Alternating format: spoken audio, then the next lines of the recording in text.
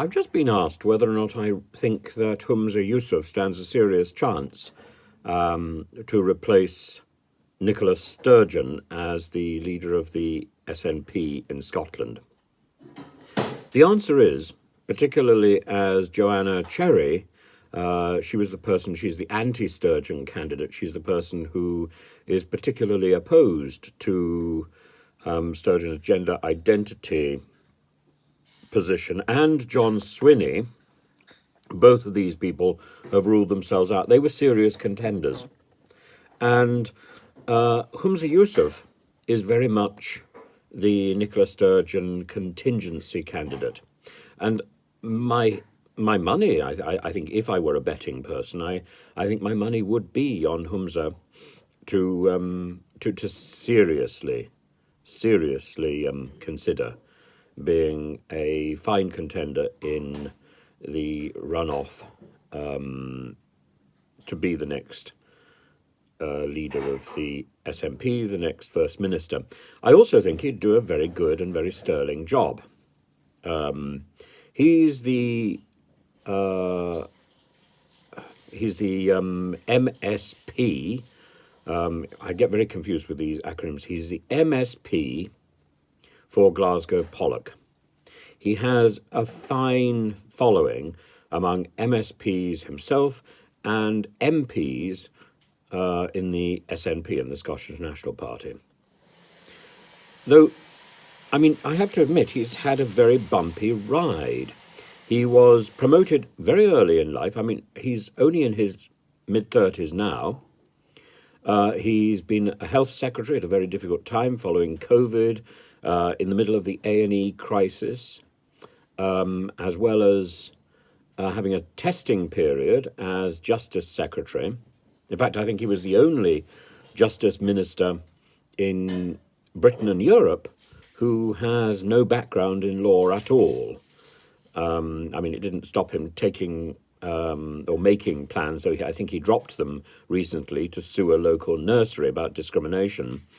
And in terms of the whole issue of law and order, I think shortly after he was appointed, the ceiling gave way in a Dundee police station. But, you know, these are glitches. And he's got his fair share of glitches. When he was Transport Minister, he came in for a very short period of time, and it was revealed that the trains in Scotland were routinely skipping stations in order to make up time. Routinely skipping stations. This was routine policy.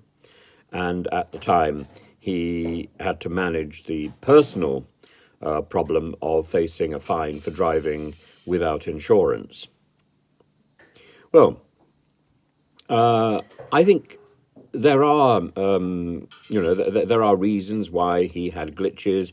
I mean, I also remember that there is a YouTube video of him falling over, of him using a scooter and falling off the scooter on the way into the Holyrood Parliament chamber. He'd actually sprained his ankle, and his ankle was in some sort of cast.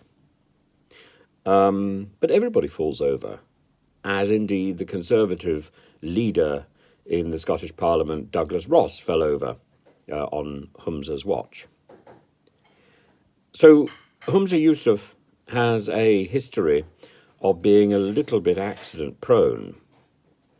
But he only does what Westminster ministers have done. He overpromises without the option to control events, and his enthusiasm gets the better of him, and he gets caught on camera. And for every camera opportunity when he shines, there's a camera opportunity when he falls over. That's the nature of the television beast. It's very rare that you have somebody who can succeed at every time the cameras are flashing and recording what's going on. The cameras record the good and the bad. So when the deputy Labour leader in Scotland says, and she's Jackie Baillie, says that he is delusional to be thinking about standing as the next First Minister in Scotland, she, I think, is wrong. She says that he is the worst Health Secretary in Scotland, but there haven't been that many to start with, and the NHS results across the country are appalling. So he's no worse than the Health Secretary down in the UK, down in Westminster. He is no worse than that. He inherited a poisoned chalice. And I think to be the First Minister, to be the Prime Minister, it's not so much about making mistakes. It's not so much even about getting it right. It's about having the energy to keep going. And Humza Yousaf strikes me as a person who has that energy. So I disagree with Miss Bailey. I don't think that Humza Yousaf is a politician who is making serious mistakes. I think he's a politician with optimism, and I admire the speed of his decisions and his resolve, even if everything that he puts forward doesn't work. I have to point out that I disagree with his politics on almost every single issue. But I admire him as an individual. And I remember very well when we discussed the insulting behaviour of the MEP Coburn, David Coburn. He's the MEP who he was the only Scottish UKIP MEP, and he was on a radio programme with Humza. Humza was late, and the interviewer asked David Coburn where Humza might have been. David Coburn said, "Oh, Humza Yousaf, or as I call him, Abu Hamza." And this was reported early in March in 2015, and I got involved in the story. Indeed, at the time, I had infiltrated UKIP, and I was looking to see whether or not it was possible that UKIP was genuinely as racist as people had said. If it wasn't, I would have stayed, because I felt that UKIP needed more secure and tighter direction and options other than Brexit. As it was, I felt this fully justified my blowing the whistle and calling out casual racism, which their then leader, Nigel Farage, failed to act on. He failed absolutely to act on this. He didn't think that this was anything more than, well, just a joke. And I remember that discussion too. And I remember sitting in a TV studio in Birmingham and being asked, why was I making a fuss over something that was just a joke, just a joke. Well, the problem is that just jokes tell us how seriously we take issues, and neither David Cameron nor Nigel Farage took casual racism seriously, and I felt that needed to be pointed out. I felt that needed to be emphasised in the run-up to an election. I wish I'd left it a little longer. I wish I'd caused more damage. So I think my timing was wrong, but the timing was very much guided by Humza Yousaf's response, and by the need I felt to reassure Humza that I took this matter seriously, even if Farage and Coburn thought it was a giggle. Coburn, incidentally, in his defence, said that describing Humza Yousaf, or comparing Humza Yousaf with the radical cleric Abu Hamza, who was imprisoned earlier that year in January 2015 in New York, he said that this is rather like the fact that he was often mistaken for Minty Minty in EastEnders. Well, I know Minty in EastEnders, actually. He's an actor called Cliff Parisi. And again, I had a conversation with somebody about this. What was the link between? In fact, I did ask somebody whether or not they thought there was any link between Cliff Parisi and and David Coburn, and they said, "Oh, are you suggesting that Cliff Parisi is fat?" Well, actually, no, I'm not. I don't think Cliff Parisi is particularly fat.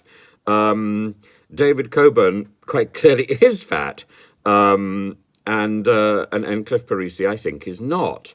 Um, do you remember Cliff Parisi, by the way, in that excellent TV program called Plebs? I don't know what happened to him as Minty in EastEnders. He sort of disappeared. I don't really follow EastEnders, so I can't be an authority on this. But I certainly wouldn't snub anybody for being on for being a successful actor on a TV soap. I mean, it takes talent. It's talent, not waistline, not waistline inches. However imaginary Mr. Coburn may think they are. It's talent and not waistline that governs TV casting. And as I say, I think Cliff Parisi is far from fat. That would be point one. And point two, there's a big difference between EastEnders and XDA Florence, the prison where at least at one point I know Abu Hamza had been kept. He's on imprisonment without a chance of parole. There's a big difference again between a criminal and a minister for the crown. So I think that was I'm sorry, it's all very personal here, but that was my personal experience of Humza Yousaf, and I think Humza is an agreeable and decisive individual. I would be very positive about seeing such a person as First Minister. As I say, I don't share his politics. I don't share his views on the independence of Scotland. But I like somebody who has the chutzpah to go to Saudi Arabia in a kilt and represent his country and his city. I think Humza is a great Glaswegian and a great Scot and a great politician. And I think he's learnt from the best. And I think we need in this country to recognise that we must admire those people who do not share our views. That is what politics is about.